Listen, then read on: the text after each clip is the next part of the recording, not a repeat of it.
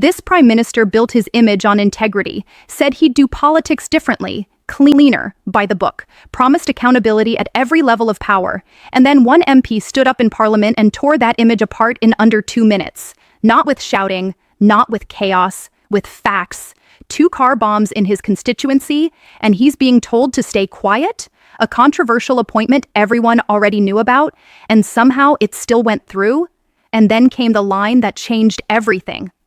Will the real Prime Minister please stand up? Because in that moment, Keir Starmer wasn't being questioned. He was being exposed. Watch this. At this time. However, it is incumbent upon everybody in this House to make sure that everything we're doing is completely above board. Now, last week, I posed the question. I don't know why Mandelson was appointed. Prime Minister then said it was a mistake. But here's what I don't understand. Everything that was out there about Mandelson that would have been cause for concern was open source material. It was out there.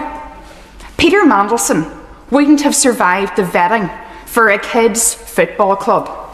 And rightly so. What's your take on this debate? Drop your opinion in the comments below, and let's see where the real public stands on this issue. Like that. It seems to be jobs for the boys going great guns over the road there. Instead of a meritocracy, it's a chumocracy. And that is at the nub of this. We cannot get answers as to why this was done. So what I'm asking today, will the real Prime Minister please stand up? Please stand up. Is it the man who wanted to tread lightly on our lives?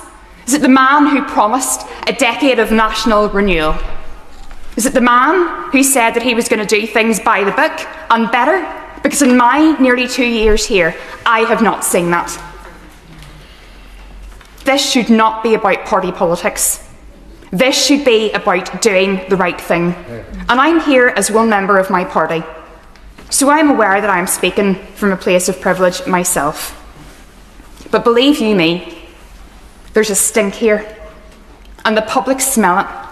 And if we're serious about getting better in terms of making our constituents' lives better, in terms of proving that this place can deliver, well, every single person here today has a choice. This wasn't just a speech. This was a full-on public takedown of Keir Starmer, and it hit harder than anything we've seen in weeks.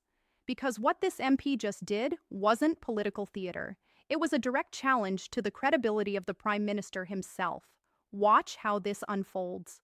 An MP stands up and immediately shuts down the usual excuse. No elections, no political stunt, no games. Just one thing, accountability. And then comes the moment that changes the tone completely. 2 car bombs in his constituency in just 5 weeks. That's not rhetoric, that's reality. And while people are dealing with that level of chaos, he's being told not to question government decisions because it's not the right time.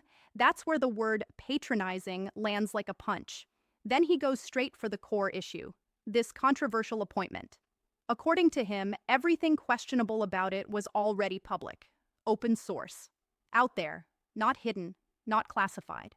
So the obvious question becomes, if everyone else could see the red flags, why couldn't the government? Or worse, did they see them and just ignore them? And that's when the attack sharpens. Wouldn't have survived vetting for a kids' football club. That line wasn't random. That was calculated. It takes a complex political controversy and reduces it to something everyone understands instantly. This wouldn't pass even the most basic level of scrutiny. And yet we're told it's nothing to see here. That's the contradiction he keeps hammering. Not transparency, but deflection. Not merit, but jobs for the boys. Not answers, just process and excuses. And then comes the most powerful moment of the entire exchange. Will the real Prime Minister please stand up?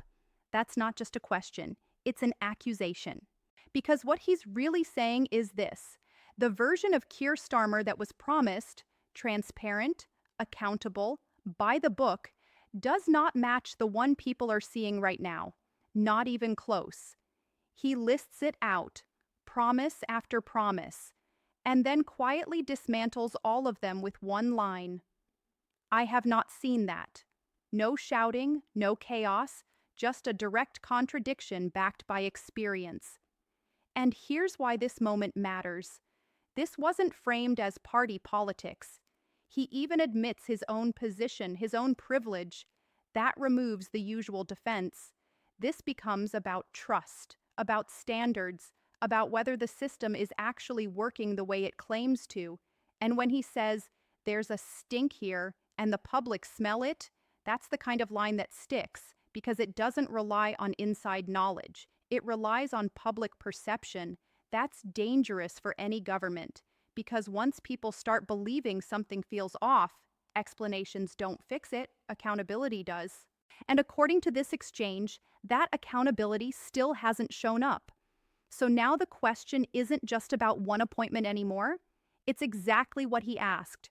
Who is the real prime minister? Drop a comment. Was this a justified call out, or did this go too far?